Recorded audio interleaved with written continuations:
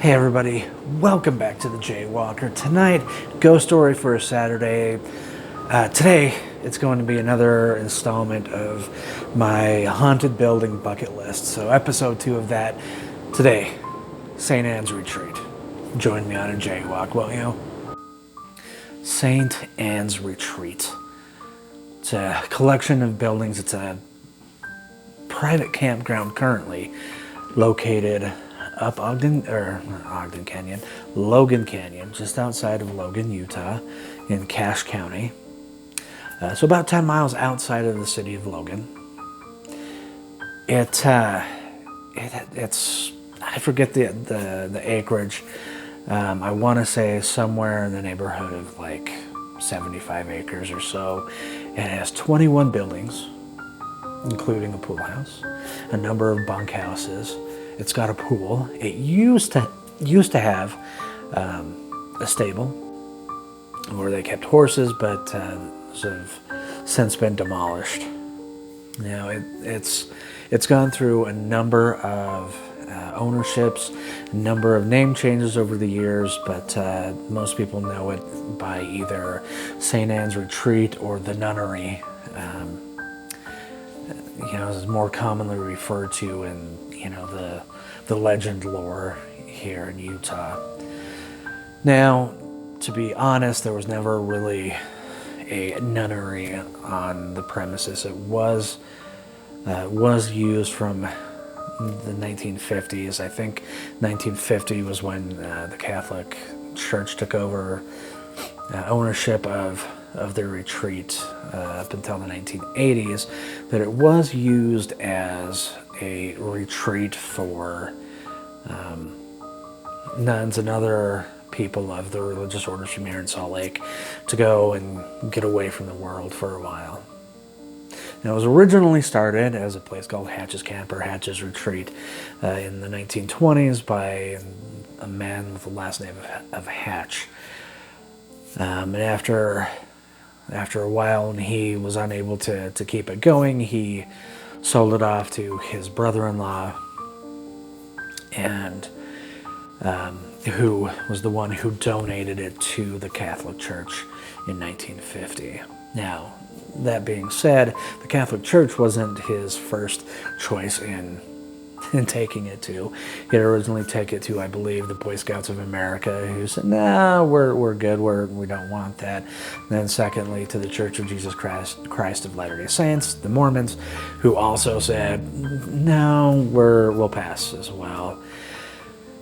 That being said, there's a lot of legends that go on or talk about what happened here. Now, some of these, it's tough to say, if it did or might have happened this way. As I mentioned, when the Catholic Church took it over, it was, there to be a retreat for people of the vocations.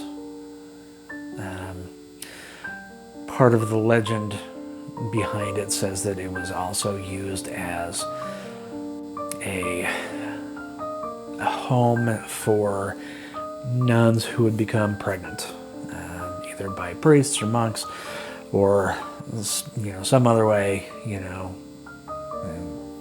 and it was a place for them to go have their babies, and then eventually go back to their monasteries later, their abbeys later.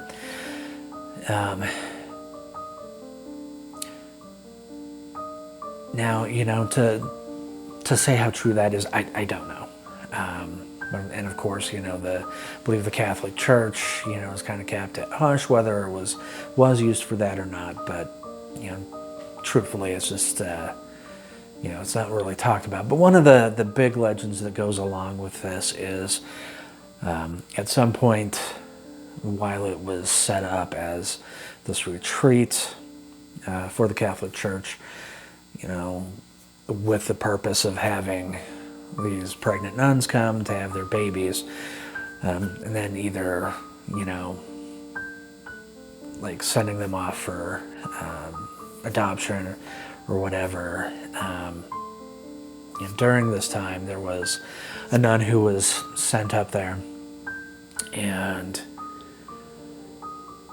had escaped. Now, and it's a little unclear as to whether this nun escaped, whether she had the baby and then a short time later escaped, into the woods. She decided after giving birth, slightly after giving birth, that she wanted to, give up being a nun and keeping the baby, or just had second thoughts about the whole thing and just scooped up and ran, or if, just prior to giving birth, was able to leave and go out and have the baby later on. But the story is that she drowned the baby in the pool that's on the premises, and then was later killed by those who ran the retreat. Now, this is, again, plausible to a point, but probably not very, I wouldn't say impossible, but not super plausible. But this is part of the story, and some of the legends talk about, as far as the paranormal experiences, there's a lot of, voices of children, babies crying, that type of thing, as well as a lady in black moving in between the buildings and the trees. Now, some of the other legends that go along with it is, of course, with anything, and I think it probably was back in the 80s when when everything was satanic ritualized, that there were satanic rituals being done there on the property, and that there are hellhounds that stalk the property. Again, who's to say? Lastly, one of the big stories that kind of came out of the retreat is in the 90s, so we're talking 20-something years ago, 10 years after the Catholic Church sold it off. There were a couple groups of teenagers who